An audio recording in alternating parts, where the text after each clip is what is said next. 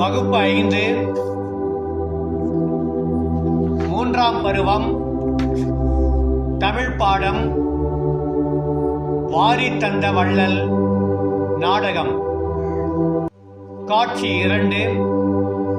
இடம் வல்வில் ஓரியின் அரசவை. வாழிய மன்னா, இசைவாணர் ஒருவர் உங்களை காண வாயிலில் காத்திருக்கிறார். தொடுக்காதே, அவரை விரைந்து உள்ளே அனுப்பு.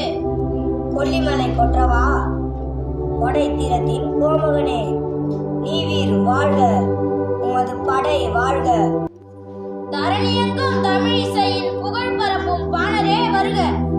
வளரட்டும் தமிழ் தொண்டு. எம்மை நாடி வந்த காரணம்?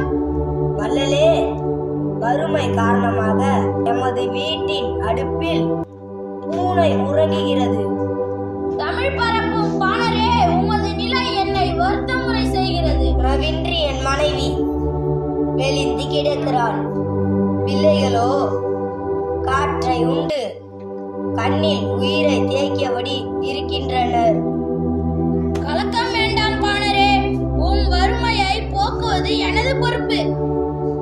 மரம் பழுத்து எல்லாருக்கும் பயம் தருவது போல எம் துயர் துடைத்து உதவுங்கள். ஆகட்டும் பாணரே, அமைச்சரே வாருங்கள்.